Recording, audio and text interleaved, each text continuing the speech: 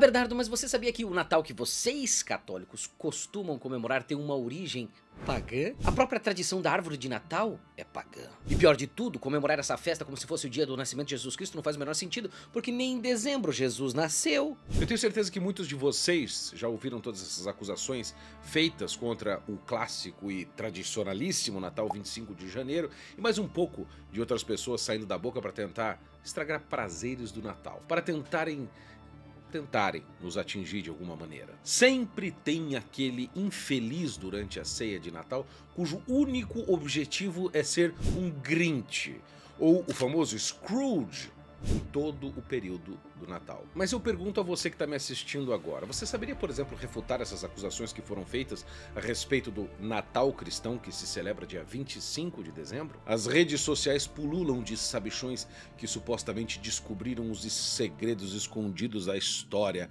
oculta do Natal.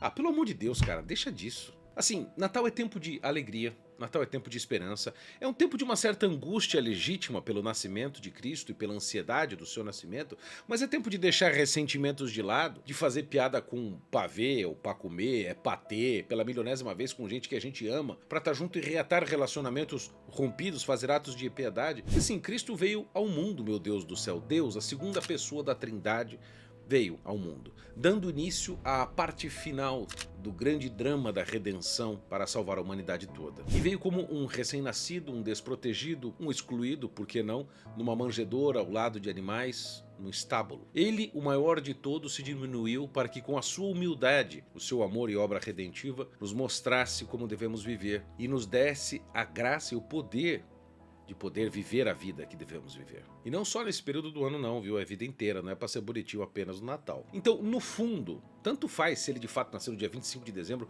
ou não. O que importa de fato é o fato que aconteceu do seu nascimento, a mensagem e o tempo de conversão e o seu espírito natalino. Mas... Para com essa porra aí! Eu posso provar pra vocês por A mais B, por 1 mais 1 igual a 2, que Cristo nasceu no dia 25 de dezembro, neste dia mesmo. Que o negócio assim, de dizer que Natal é apenas uma data da releitura da igreja que fez da Saturnália romana, é uma pura encheção dos meus baguás sagrados de gente com coração mais duro do que pedra. Ai, mas por que os cristãos comemoram o Natal no dia 25 de dezembro, sendo que não existem provas na Bíblia de que Jesus nasceu nessa data? Tudo que vocês fazem foi cristianizar uma festa pagã tradicional romana que celebrava o Deus Sol, o Sol Invictus. É sempre a mesma história. Mas será que é isso mesmo? Assiste esse vídeo até o final porque eu tenho certeza que as informações aqui presentes vão te surpreender. O Natal, dia 25 de dezembro. Esse é o drama. Foi estipulado pela Igreja Católica, sabe quando? No ano de 350, através do Papa Júlio I, sendo mais tarde oficializado como um feriado, ou seja, um dia de festa de fato. Essa data vem do fato de que existem sim evidências históricas e bíblicas muito sólidas de que Jesus nasceu no dia 25 de dezembro. O registro mais antigo que se refere a essa data é de São Telésforo, que foi o Papa entre 126 e 137 depois de Cristo, e foi ele que instituiu a tradição da Missa do Galo, chamada depois de Galo, na véspera do Natal. Nós estamos falando do ano 100, ou seja, apenas algumas décadas após a morte de Cristo.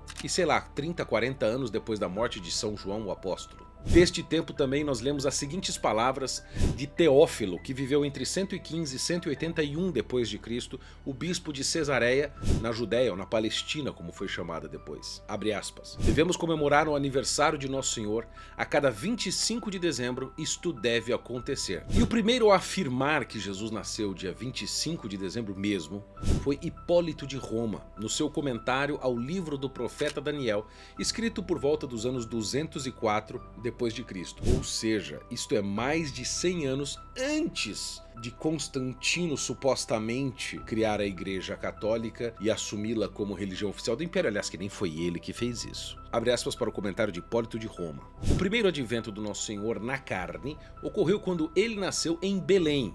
Era 25 de dezembro, uma quarta-feira, enquanto Augusto estava em seu 42º ano, que é o ano 5500 desde Adão. Ele morreu no 33º ano, 25 de março, sexta-feira, no 18º de Tibério César, enquanto Rufus e Rubelion eram cônsules. Ou seja, nós já podemos inferir uma coisa muito lógica. Já era comum, na tradição cristã, poucas décadas após a morte de Nosso Senhor Jesus Cristo, comemorar o Natal dia 25 de dezembro. Mas tem muito pastor e comentarista de Instagram, né? Dizendo que sabe mais do que os pais da igreja. A arrogância. A arrogância. E não há nenhum registro sequer, meus caros, de que essa data tenha sido por causa de uma festa pagã do Deus Sol. Porque esta festa pagã do Deus Sol só foi surgir do Império Romano em 354, portanto, 150 anos depois. Muito depois dos primeiros padres da igreja afirmarem que a data pertence ao nascimento de Nosso Senhor Jesus Cristo, porque essa foi uma teoria, na verdade, que só surgiu na Idade Média. Então, assim, na verdade foram os romanos que se aproveitaram da data do nascimento de Jesus e não os cristãos que se aproveitaram da festa do Deus Sol. A história está invertida. E agora vamos ver o argumento do pastor sobre o Natal não poder ser em dezembro. Toca o VT. Para começo de conversa, não pode ser em dezembro que Jesus nasceu. Por que razão não pode ser em dezembro? Daqui a pouco eu vou pegar essa linha aí. Porque a Bíblia fala que os pastores estavam nos campos com os seus rebanhos, ao ar livre. Não pode ser por quê? É frio. Ah, tá. É o mês de Tamuz em hebraico. É um mês frio, então os pastores não iam ficar ao relento com as ovelhas. Não tem sentido um negócio desse. Tá. A viagem de José com Maria também para Belém, porque eles vieram por causa do censo, também não faz sentido ser no inverno, porque Roma não ia fazer censo no inverno. Ah, mas a Bíblia diz que os pastores não pastoreavam o rebanho no inverno, e em dezembro em Belém é a estação de inverno. Gente, quando eu era protestante eu adorava usar esse argumento, depois eu descobri que ele é uma bela besteira, principalmente quando eu já estive algumas vezes na Terra Santa, podendo ver a coisa, como funciona, inclusive no inverno. São Lucas, no seu evangelho, diz, por exemplo, que os pastores saíram à noite com o rebanho. Mas isso não elimina o dia 25 de dezembro ou qualquer outra data do inverno.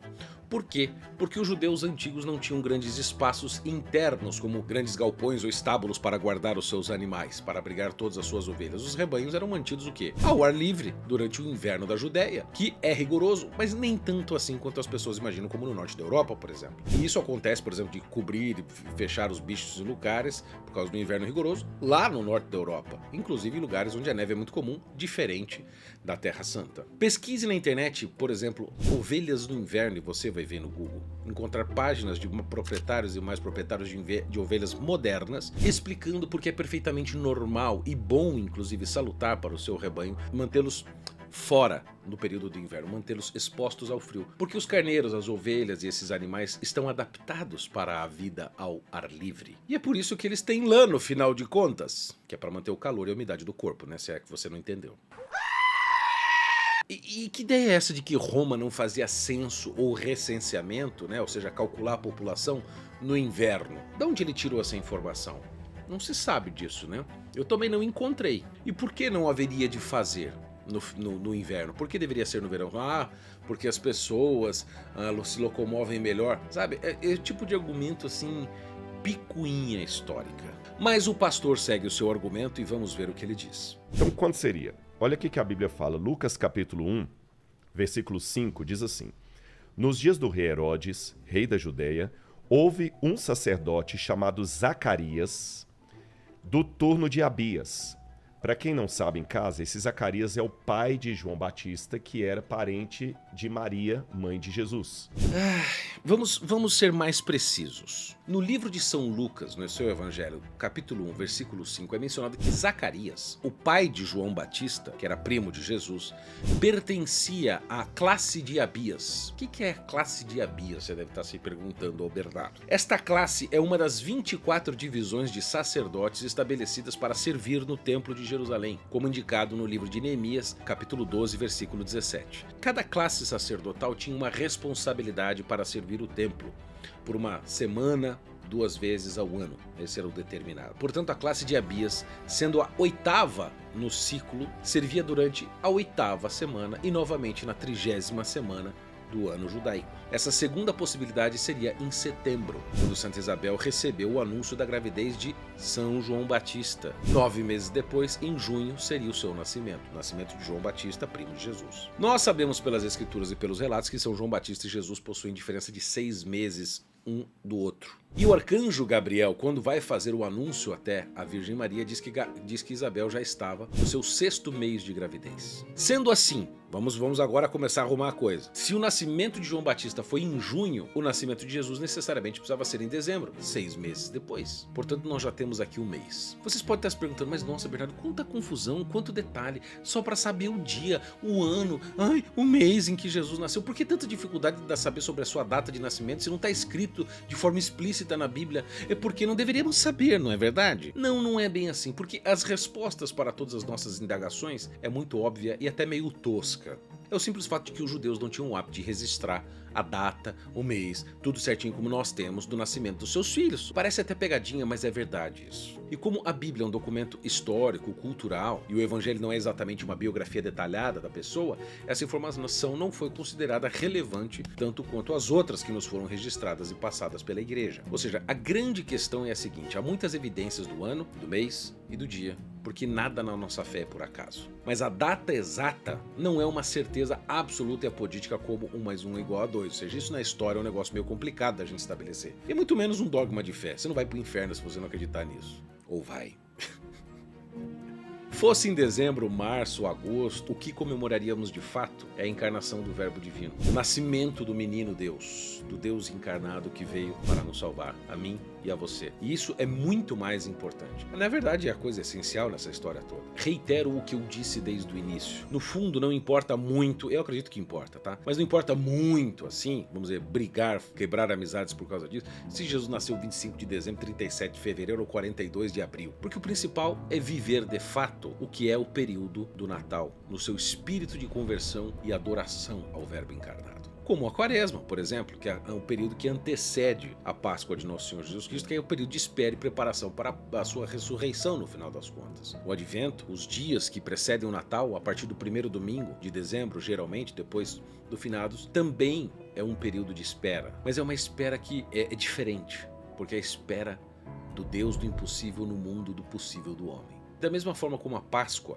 presta atenção, o Natal nos pede também um recolhimento maior. Práticas que nos transformem e nos preparem para viver corretamente esse período. Faça-se a você mesmo essa pergunta: o que eu posso fazer de diferente nesse Natal? Assim, para receber melhor o menino Deus que nos vem trazer o amor divino?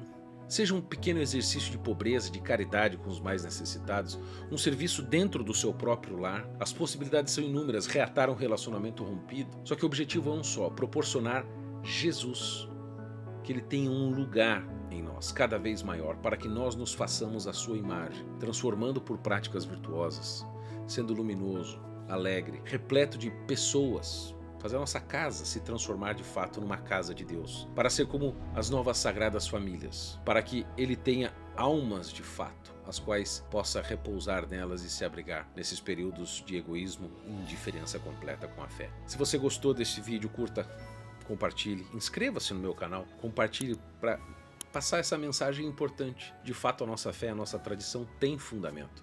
E para saber mais dessas curiosidades, verifique a sua inscrição para acompanhar os nossos novos vídeos, para a gente viver uma transformação melhor, como nesse período de Natal. Um Feliz Natal a todos e um próspero 2024. Mas é 25 de dezembro mesmo, tá? Confia.